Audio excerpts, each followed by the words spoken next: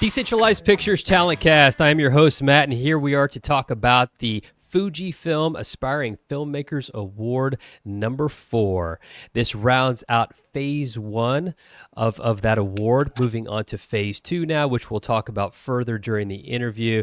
And we have a couple of the filmmakers represented in studio today. The 3 award-winning projects are Darien, Baitless Hook, and A Fishless Pond, and Eluna Noso. So congratulations to all the filmmakers associated with those projects. And in studio today, we have Juan Pablo, attached to the Darien project, and then we have Camilo attached to Baitless Hook in A Fishless Pond. Good to see you guys. Hi, Matt. Same. Yeah, Good to see you. Absolutely. So congratulations again. This was the final quarter of award winners for the FujiFilm Aspiring Filmmakers Award number 4.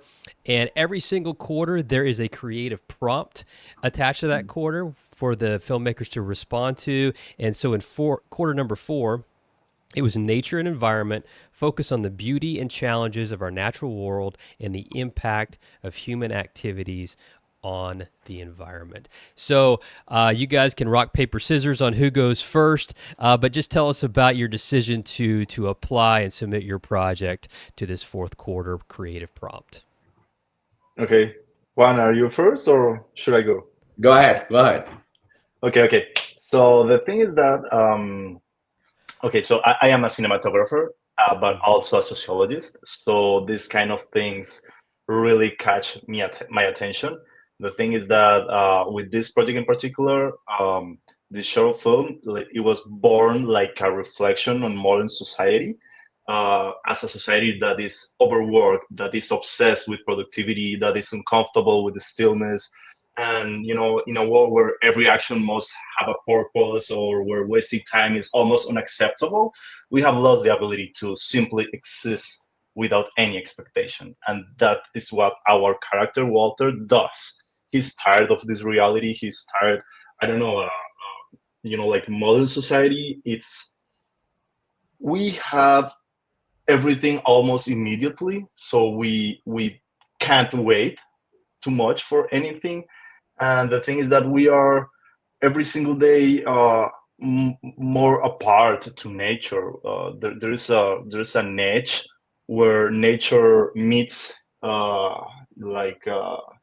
humankind, and we are trying to get that as a scenario for our short film. So our scenario, it's a lifeless pond in the middle of a highway. I'm pretty sure that if you live in the States, you have seen those ponds that are beneath the highway intersections. And we all know that those ponds are fishless, lifeless. There's nothing there, right? So the thing is that I feel that kind of pond, it's I don't know how to say that, but it's like a mirror of how our fast-paced world is. It's lost in connection with nature. So they should have fish at least. They should have birds. They should host a whole world of species there, but they are completely lifeless. They are beautiful, but they don't have any purpose more than being a beautiful part of the city. So I feel that this short film is a critique of this kind of society where nature is just a luxury, where we don't have time, and our character Walter, it's criticizing all of that. He's trying to have his own time to do nothing. He has no expectation. He's almost hopeless in front of modern life, and he is doing that in a place where it's almost perfect for his way to see life, and is this place with no life, with nothing, and it's just another dimension on our big cities. Absolutely. Thank you, Camilo. All right, Juan Pablo, over to you, sir. Well, it's so nice to be here with you, Matt and Camilo. I'm an actor, and I'm also the writer of Darien, and one of the co-producers with Natalie Rangel and Arthur Bass of Darien.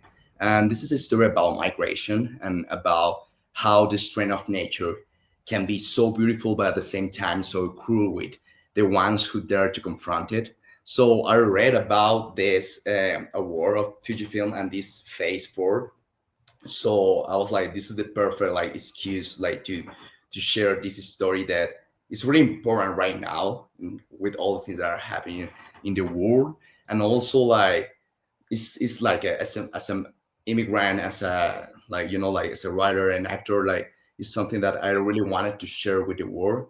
And also we have these incredible like locations that actually some people who is like crossing, I mean, who is like dealing with the situation as a immigrant crossing the Darien jungle is crossing in this place. So, well, I really wanted to share this story, and this I think that the topic of this award of Fujifilm like help us to portray what we want to share with the world, and is we are always like trying to give voice to so many people who deserve it. So in this case, well, that was really nice to combine the topic of human and nature, and here we are. Awesome. Excellent stuff. So, what I love about this award is the diversity that's captured here by having a different creative prompt for each one of the quarters, 3 award winners for each quarter, so 12 total winners. And as a reminder, each one of the winners has received a Fujifilm digital camera and a lens kit valued at $2,500. And so what's awesome now is all of those award winners get to move to phase 2 to compete, and we'll talk a little bit about that. But before we move on to talk about phase 2, tell me a little bit how this camera, this lens kit, receiving an award from Fujifilm, an acclaimed company like that, what kind of enabling factors does that provide to your project moving forward and bringing this project to life? Okay. I'm going first. Okay, go.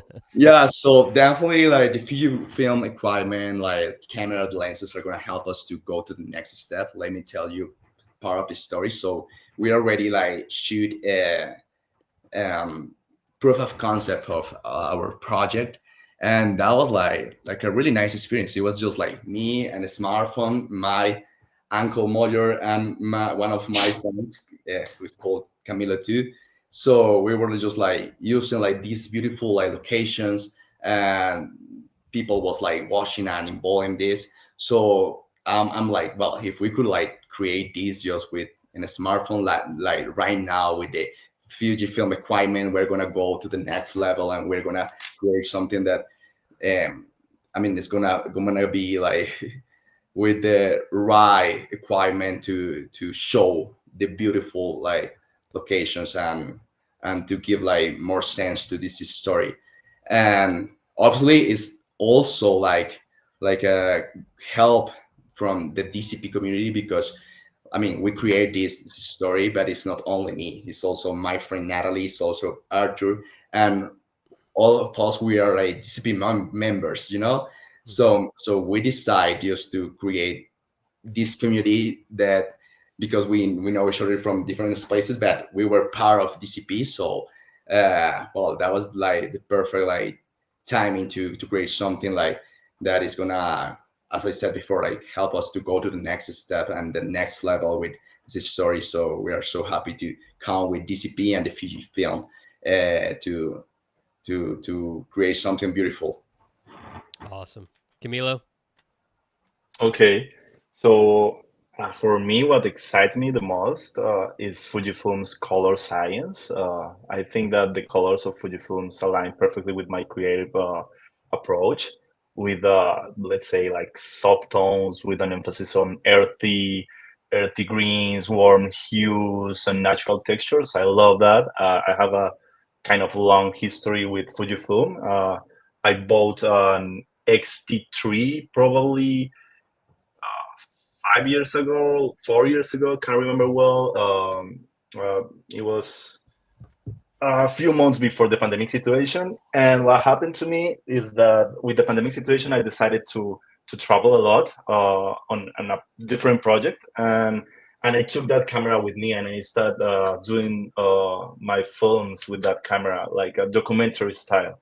And I fall in love with that camera. I feel it's perfect because it's lightweight, it's compact, but it's still very powerful. And if I was able to do that on an XT3, I can't imagine what I will be able to do with this XH2S, because we have access to Apple ProRes 422. We have access to, like a pretty substantial codecs with a lot of room for post production. So I'm super excited to keep that, to keep the Fujifilm color science and a lightweight setup. And actually, I realized that Fujifilm is currently, I don't know, they are going to show off with a new production camera, film production camera, and I'm super excited because of that. Because with this kind of project that are more focused on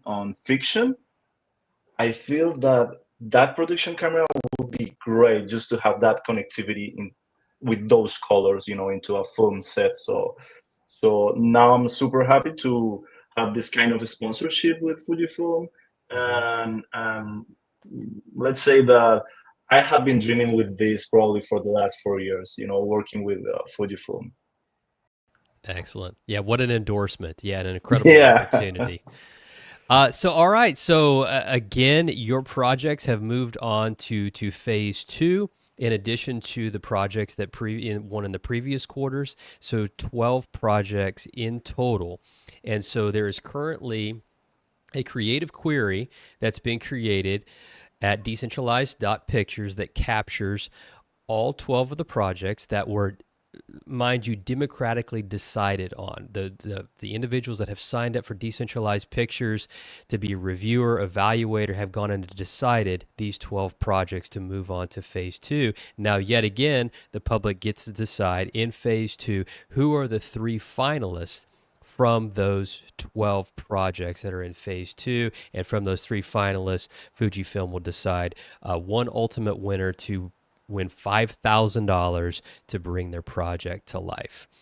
So I find this obviously very innovative. I mean, Decentralized Pictures is doing things that other organizations have not done before. They truly are trailblazing here. So have you been a part of a selection process, a film curation process quite like this?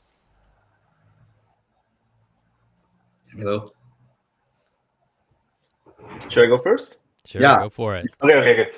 So I have not participated on competitions with the democratic process before.